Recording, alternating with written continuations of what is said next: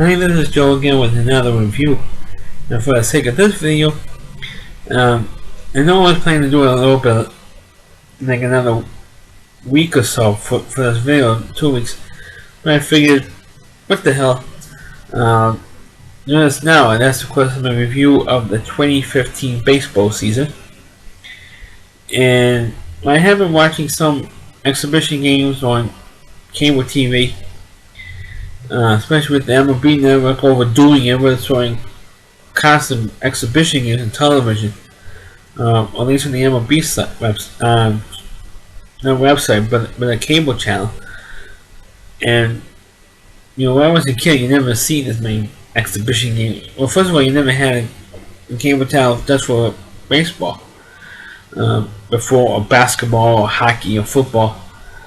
So what the MLB is doing is that every day for the month of March is showing exhibition games, so at least they get to see different teams,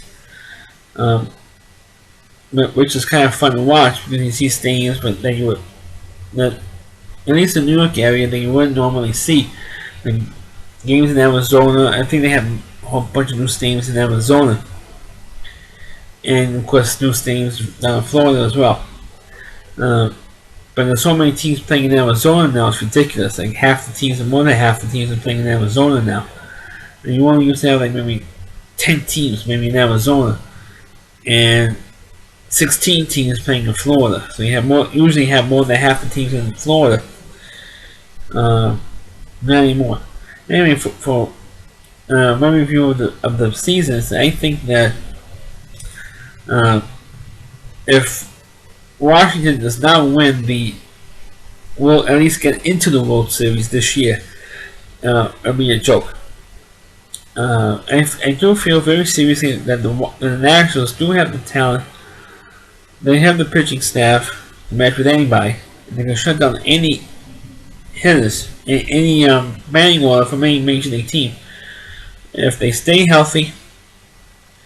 Well, that's the whole thing of any sport. To win a championship in any sport, if the team keeps healthy enough and they get the luck to do it, I feel that they have a shot of winning it. And also have a feel that quite possibly the LA Angels of Anaheim, the Angels also have a pretty good shot of winning as well. So does the Red Sox. And San Diego put together a pretty good team for this year, as well as the Cubs. Speaking of the Cubs, I do not buy the fact that the Cubs are going to win the World Series this year.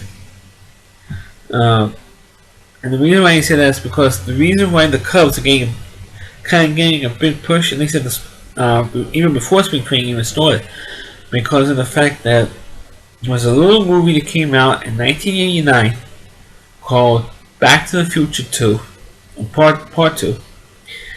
And of course, in that movie, for those of you who have never seen it, that was first of all, that was like the worst one of the Back to the Future movies. But there was a scene there where, of course, all these movies were supposed to be based in 1985. The first one was, starts off with an 85. So this is Back to the Future 2, and of course, the Back to the Future 3. At least parts of it were. And in the second movie, Marty McFly, or Michael J. Fox character, and Christopher Lloyd go 30 years into the future. Of course, if you know math, 30 years ahead of 1985 is 2015. But it still so happens to be the year that we're in right now. And of course, Michael J. Fox goes to the local town square. It's the same exact town that was featured pretty much in all the movies, really. And it was like a big sign, kind of like in Times Square. We had the zipper.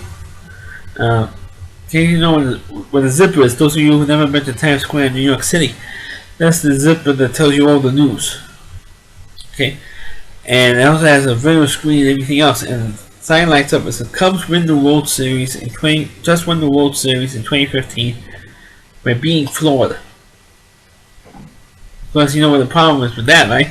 The Florida team Because right now there was a Florida team in the American League, it was the Tampa Bay Devil Rays, and also there's a team in Florida, and the Florida Marlins. So the Cubs can't play Florida in the World Series, unless if they haven't been playing Tampa Bay. Okay, saying that the Cubs win the World Series in 2015.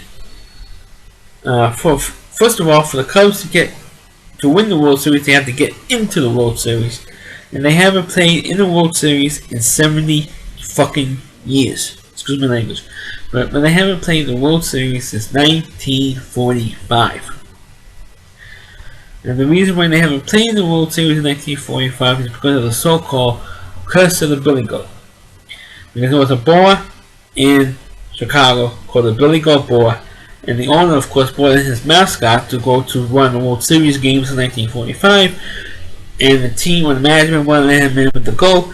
So he says the Cubs would never ever win another World Series until I'm in with the goat, so I'm now in the staying with the goat. So of course, because what happened, the Cubs lost the World Series in 1945, and they never been in another World Series since. Okay, so that's the Billy Goat curse, and because it was mentioned in the movie Back to the Future 2, the Cubs will automatically win the World Series this year in 2015. Bullshit.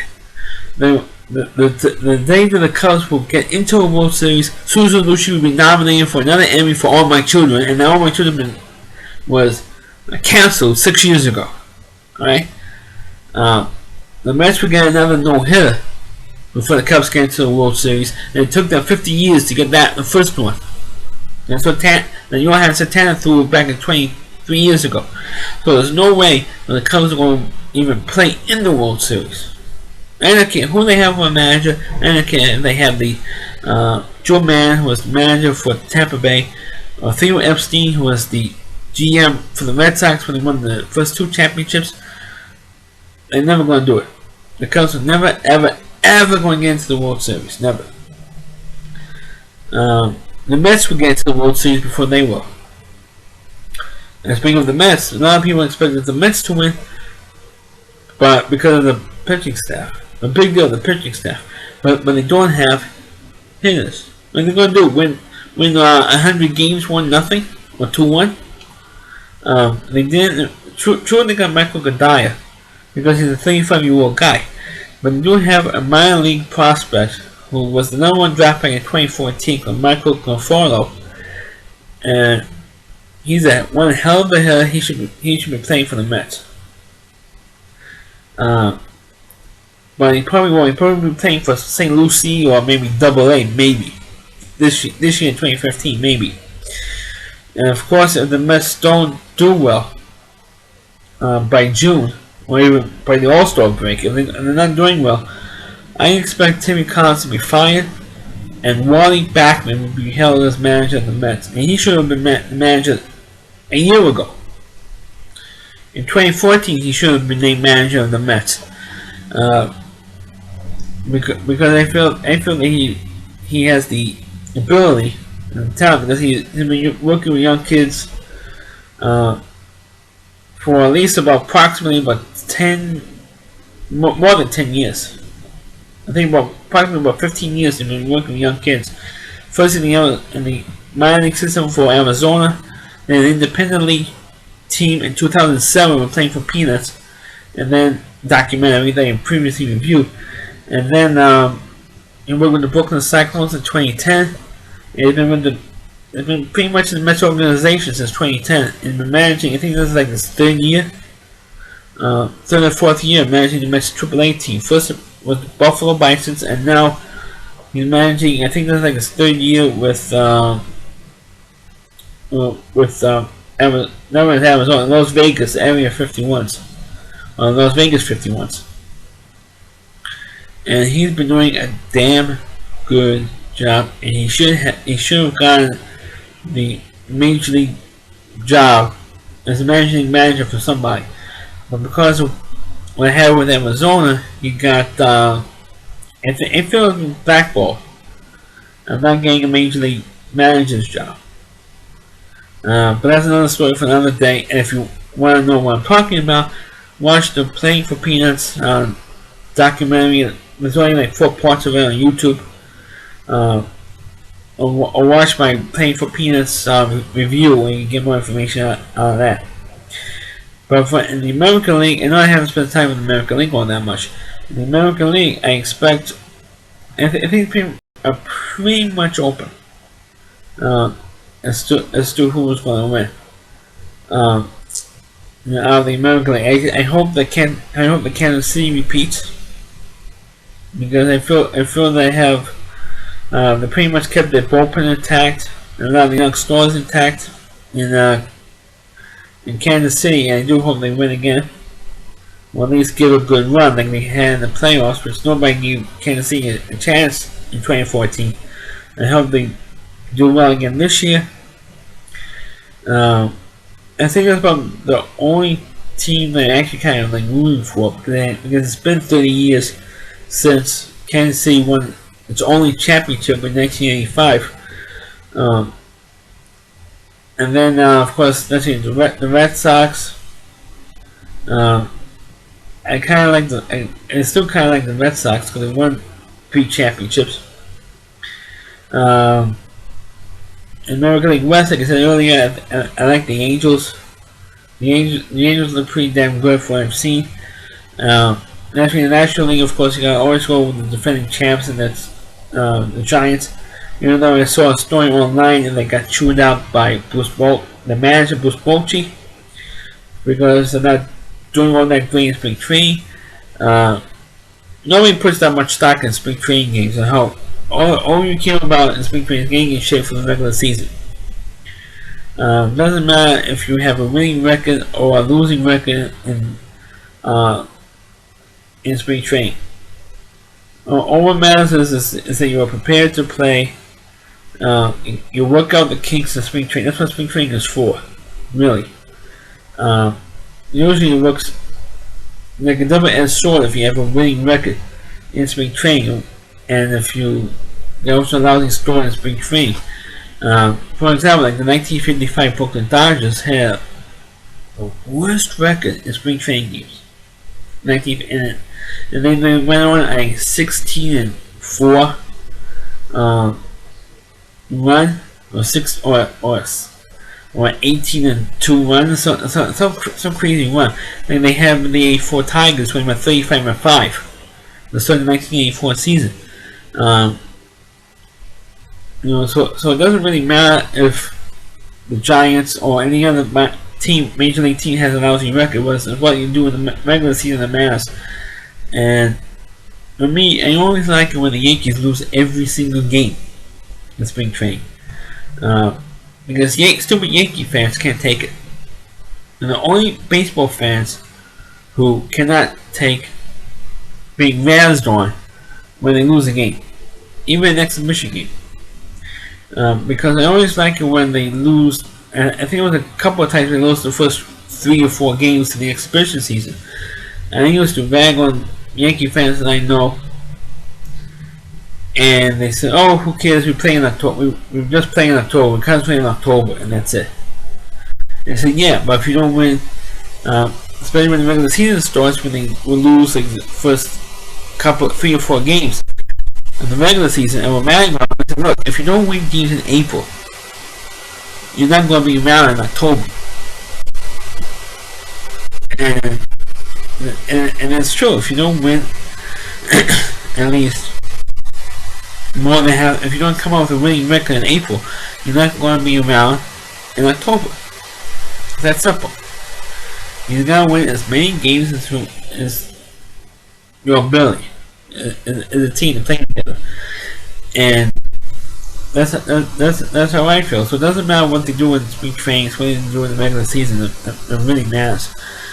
And I always know that, particularly baseball pitchers, always work on stuff that they wouldn't even try in the regular season to do. They say, "Oh, let me see if I can throw different curveball than I've been throwing, or change. Let's see if I can develop a changeup and work on it in spring training. If it doesn't work out, then try hold the ball differently for a changeup. Then we'll try that changeup in the regular season. If it doesn't work out, go back to the old stuff." And that's why today's baseball is different than what it was back in the 40s or 50s or even the 60s. Because we have the technology, we can go back and see how you threw the year before or 2 years before. You say, okay, I throw this way. Let's see if we can throw this way again, or hold the ball this way, or whatever. But for me,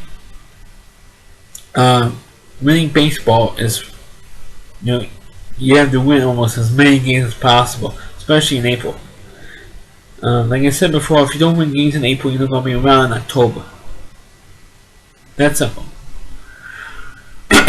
But for the National League, I think this should be a good race between San Diego and the Giants. And with the Mets, as much of a Mets fan as I am, I don't think that I'd be very, very surprised if the Mets would be in contention this year to win. And to me, I am a long life Mets fan. I've been a Mets fan my whole life. And none of the Mets teams that I have seen in the last 10 years. It's going back to 2006 when they wrote in that last game of the playoffs with the Cardinals. Thanks to Carlos fucking Beltran, the Mets never made it to the World Series. And they blame him for the loss. Because he was standing up there posing for a pitcher instead of swinging a bat. Even in 2016, when they won 97 games, had the best record in the whole National League, there's no team that's going to come close, in my eyes, to the 85 or 86 Mets. No way. Unless Wilpon spends money, which is not willing to do because he doesn't have any money to even spend. Thanks to Madoff, he doesn't have any money to spend at all. So he's not going to get. That's why he didn't get Troy Tulowitzki from the Rockies to play short, because Troy Tulowitzki, at least in the last year or two, has been injury prone. That's probably not only that, but he doesn't want to give up one of his young studs. And because of the circumstances that just happened this week, as I'm doing this video, it's a good thing he didn't, because Zach Wheeler, two of the pitchers, Zach Wheeler and one of the relief pitchers, the only lefty pitcher that Mets had in the bullpen, both went down and both had to have Tommy John surgery. And Zach Wheeler and girlfriend, I believe, not girlfriend, but a girlfriend, I believe his name is, both of them had to have Tommy John surgery. So both of them went down. So maybe it was a small thing after all. The Mets only won in that pitcher, so that way they get, because of what happened to Zach Wheeler. Now you have Dylan G has a chance of being in the rotation, because a lot of trade rumors that Dylan G will be traded or let go, and now the Mets need him or one of the other young stars in the minor leagues like Montero or Syndergaard may have a chance. One of those three guys have a chance to fill up the last spot. So there's going to be competition for the last spot in the Mets starting rotation. But for the Yankees, you know how I feel with the Yankees. I mean, the Yankees suck, and they can't lose enough games to satisfy me. The Yankees have been lucky to finish just over 500. Same thing with the Mets. The Mets have been lucky to win 70 games again this year. Well, who knows? Things can get lucky. Funny things do happen in baseball. Funny things can and do happen in baseball season. And I do hope that things do work out. And the Mets hopefully have a good year. I still don't think the playoffs ready yet unless they get some hitters, or maybe bring up Michael Conforto to play, or Corey Vaughn. I don't even know if Corey Vaughn is still even in the Mets minor league system. He was also a damn good hitter and a good outfielder as well. Thanks for watching for my preview of the 2015 baseball season. Please click on the video, please rate it. Feel free to please subscribe to my channel, and please feel free to forward this video on the Facebook pages. And also you can check out my videos on MallyC.com. Thanks for watching, and catch you next time.